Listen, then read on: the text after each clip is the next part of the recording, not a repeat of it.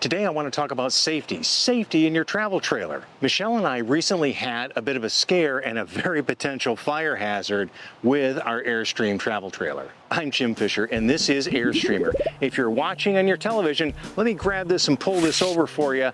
This is a QR code that you can scan with your phone that'll link to our YouTube channel so you can subscribe to the channel and remember to like this video if you find it useful.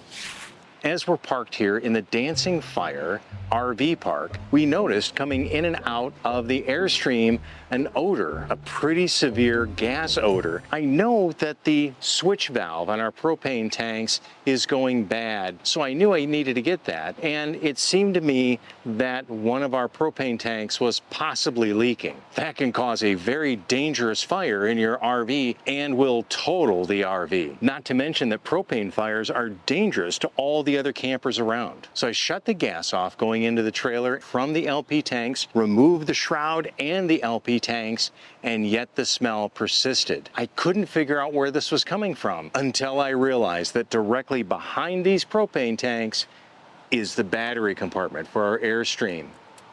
It turns out that one of the batteries had gone bad and was boiling away and venting sulfur dioxide into the air. I can't think of much more dangerous than a bunch of sulfur dioxide gas hanging around the LP gas in this area. One little spark, one little ignition, and it would have been a total disaster. Our Airstream does have two 12-volt lead acid batteries.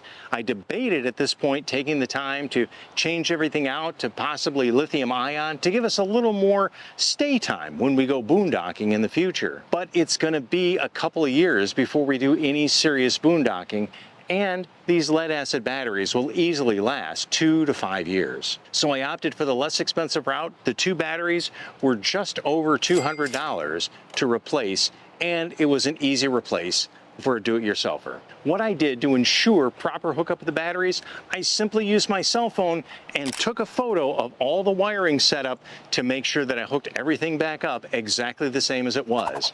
For safety's sake, I shut off the main breaker inside the Airstream, and I also shut off the breaker at the panel where we're plugged in. Then it was a very simple procedure to drop the two new batteries in and hook everything back up. This became an A1 priority for me to get fixed, so I instantly pulled the batteries and went and purchased two new batteries and put them in. I'm sorry, I had to get that done right away, so I don't have video of that being done. And it turns out that the LP tanks weren't leaking at all. I've got no odor at all in this area. But I know that we need to replace that switchover valve, so we're gonna go ahead and do that. I'll show you what I mean about this switchover valve. It stays green all the time, no matter what happens, what tank I turn this to, and even worse than that,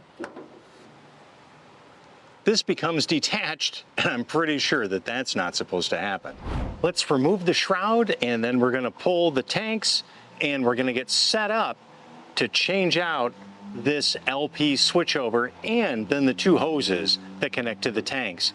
As long as we're in it, let's go ahead and replace anything that could potentially fail. The first thing we need to do is loosen this nut so that we can remove the decorative shroud.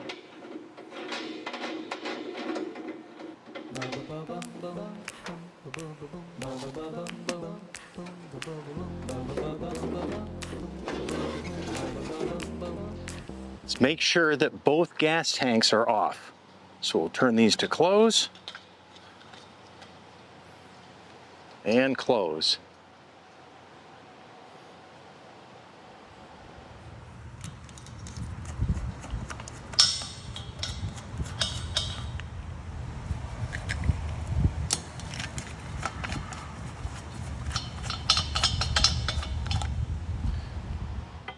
Remove the support arm that keeps the tank secure as we travel.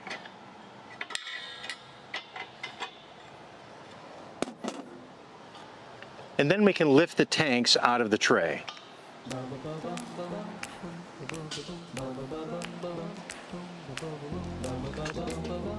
Now, one thing that I have added to our propane system are these sensors from Mopika that are little sonar sensors that tell us the levels of the propane at all times in the tanks. This tank is empty, by the way. Now that those have been removed, we're going to need a couple of wrenches to start taking apart this assembly.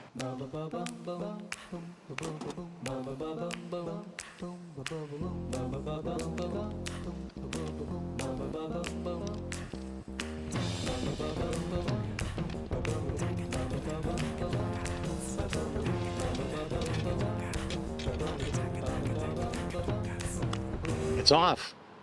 Let's go rebuild this configuration and get it put together over at my makeshift workbench.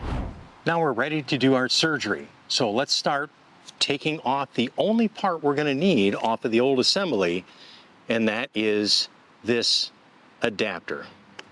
I just want to show you really quick. The old switcher is showing green even though there's no pressure at all in the gas line. The new one is showing red, as it should, because there's no pressure through this, which means the tanks that aren't connected are totally empty.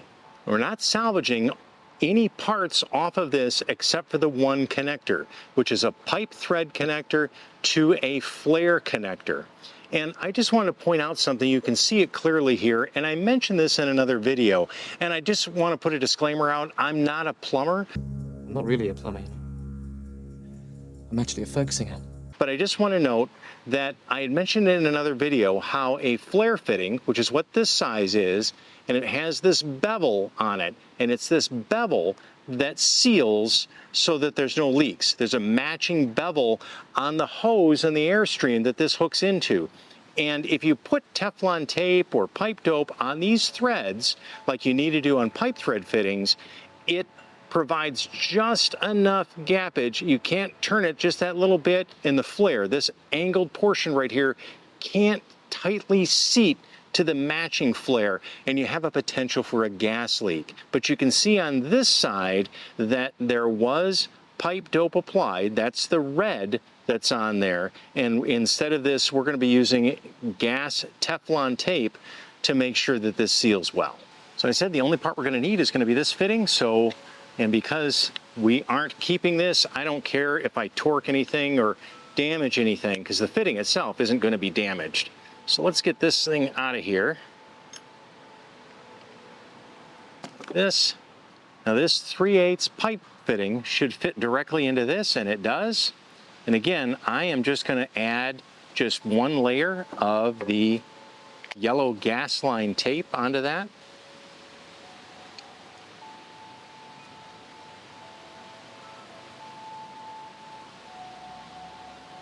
That much. And this will go into our new valve. But I don't want to torque anything or break anything, so I am going to hold this on this side and tighten them up.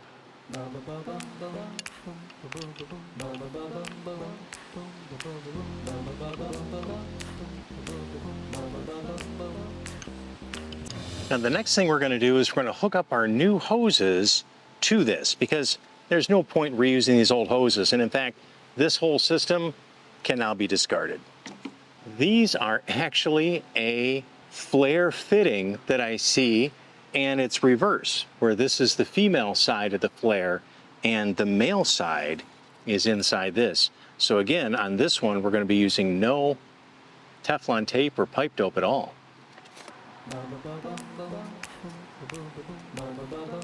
Put this one together.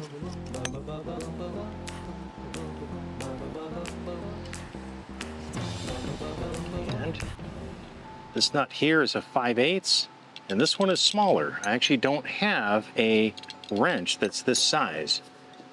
I actually do. It's a box end wrench, and that's not going to do us any good at all. So let's this there. Box end like this is closed. If I use that, I'm stuck. Hold this side.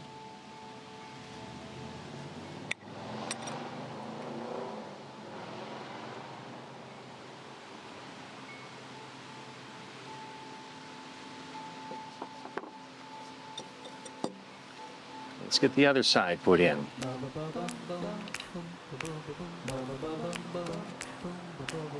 Grab our 5/8 wrench again and get this tightened up.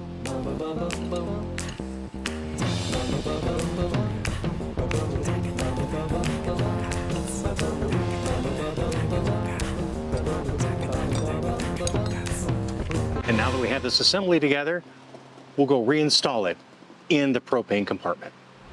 So now we can start putting this whole assembly back together. We'll start by loose fitting this nut on the top.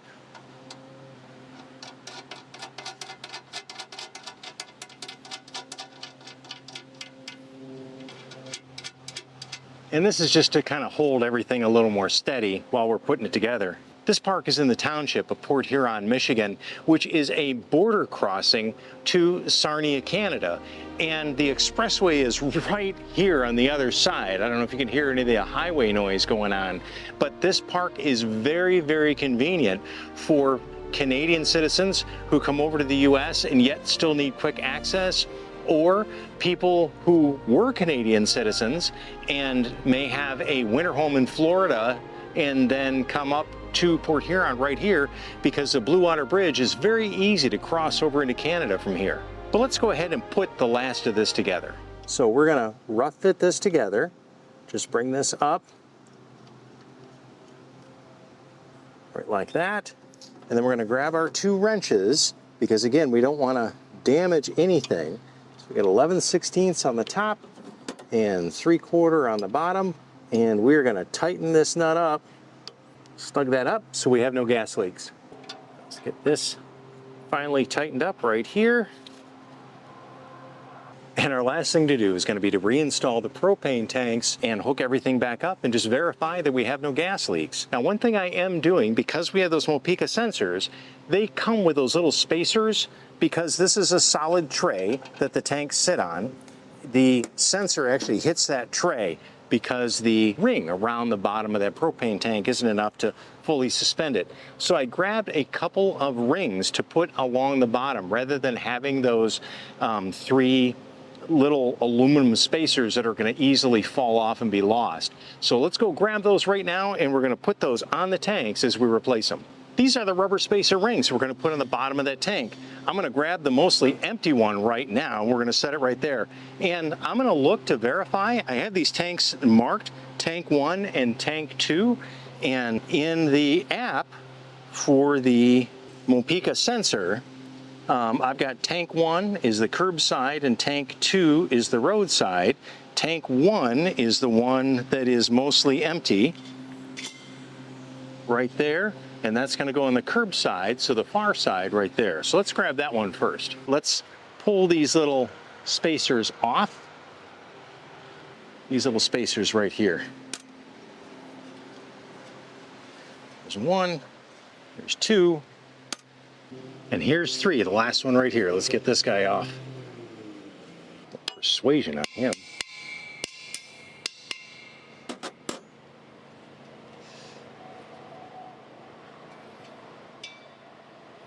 There's the 3rd one. There you can see what they look like. Let's make sure this is right in the center where it's supposed to be.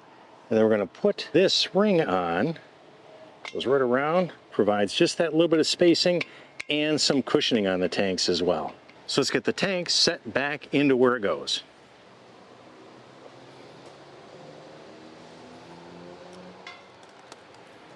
Now, one thing I'm noticing right away is I know that this bracket was a different height than the old one, so I have to raise this up because these tanks are hitting this bracket. I could probably take the old bracket off and use it on the other one, but I think we should be able to just raise him up a bit.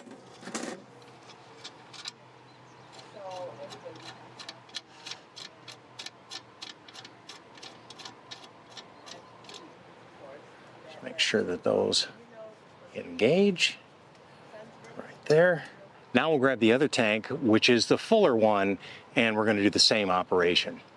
I've noticed it does seem to be a little easier, I think, to put this on the tray first and then set the tank on it. And let's get this set back in the tray.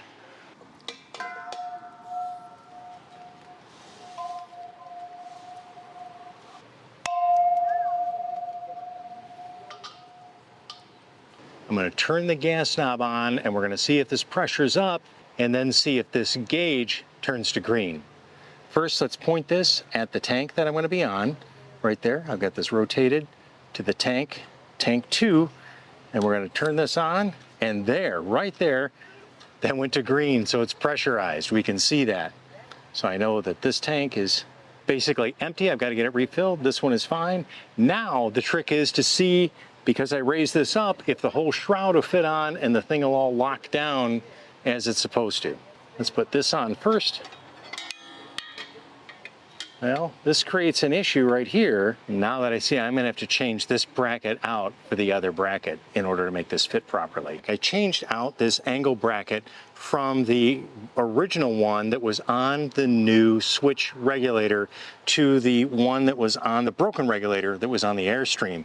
And I don't know if you can see on this, but when I line up the holes, this thing is a good 1 inch taller than the other one was, and that made the whole shroud and everything not fit right anymore. So I've done all the calculations, I got everything all set, so we're all ready now to put this bolt back on, and there it is. So let's grab this, and we're gonna screw this right on there again.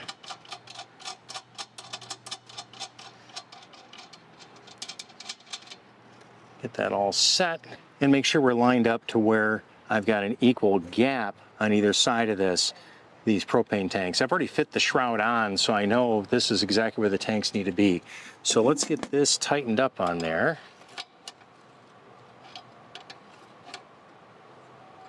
So that it's not going anywhere.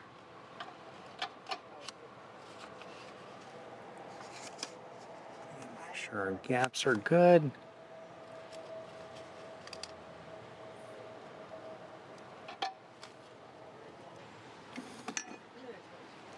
The next thing that goes on is this, that holds the tanks in secure. Now, hook our tanks back up.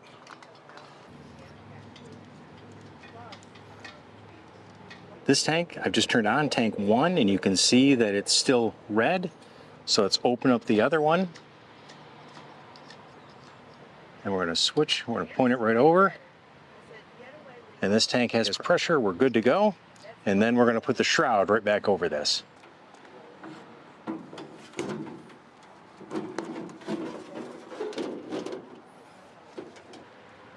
Do the last bolt tighten on this, and we should be good to go.